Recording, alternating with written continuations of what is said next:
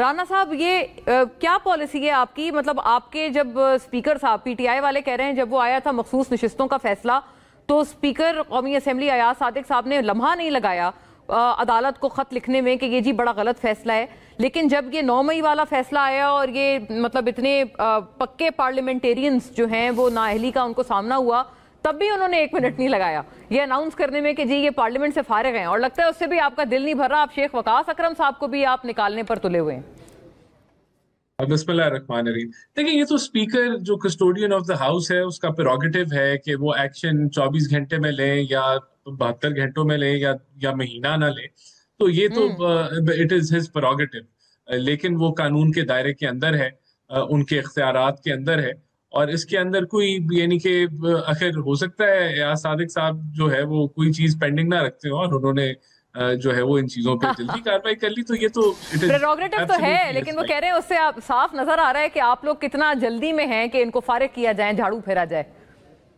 देखिए, मेरे ख्याल से उसकी एक वजह ये भी है कि जो माहौल एक पोलराइजेशन का बना हुआ है और जो हम्म। एक ऑपोजिशन और हुकूमत की जो एक फेलियर है कि वो आपस में बैठ सकें और मुल्की इश्यूज को भी डिस्कस करें, जिसके डेफिनेटली जो क्रेडिट है वो खान साहब और उनकी जमात को जाता है। तो फिर ऑब्वियसली आप जो है वो क्या एक्सपेक्ट कर रहे हैं कि यहाँ वो ये जो मर्जी करते रहें और दूसरी साइड जो है, तो ये माहौल बेहतर करना तो दोनों साइडों का काम है। हमने तो बहुत दफा हाथ इनकी तरफ बढ़ाया कि आप मामलात को ठंडा करें, प्राइम मिनिस्टर इनके पास गए हाथ मिलाने के लिए, लेकिन हर दफा इन्होंने चीजों को तो हम्म। ये प्रोगेटिव है स्पीकर साहब का और उन्होंने इसका इस्तेमाल किया। अगर हालात बेहतर हों तो ये चीजें जो है फिर मिलके बैठ के जो है डिस्कस की जा सकती है अंडर नॉर्मल सर्कमस्टांसेस।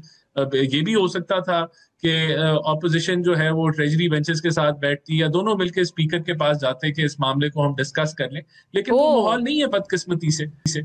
हो सकता था। हमें सोचने की जरूरत है कि ये माहौल क्यों नहीं है और कौन इसका जिम्मेदार। तो राना साहब, ये तो बात हो गई उन लोगों की जो डी सीट हुए वो सारे, लेकिन अभी शेख वकास अकरम वो कहां से आ गए? उनको भी आप फरमाएंगे कि ये नौशीन इफ्तिखार साहिबा का प्रेरोगेटिव था कि वो कह रही हैं वो गैर हाजिर रहे, उनको निकाल दें।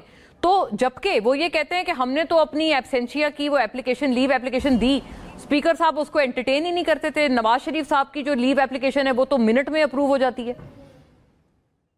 मेरा पर्सनली जो मुझे जो पता है, ये शेख साहब का कोई इतना कोई सीरियस मामला तो नहीं है, ना बनना चाहिए। अगर वो गैर हाजिर हैं तो उनको आना चाहिए असेंबली में।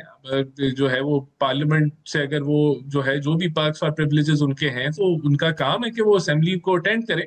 लेकिन ऑन नॉन अटेंडेंस जो है मैं समझता हूँ कि ये कोई इतना कोई सीरियस कोई मसला नहीं है कि जो हल ना हो सके। तो कम से कम मेरा तो यही पर्सपेक्टिव है कि ये कोई इतना शेख साहब के लिए कोई सीरियस मामला मेरा नहीं ख्याल कोई बनेगा कि उनकी कोई डी सीट की तरफ ये मामला बढ़े।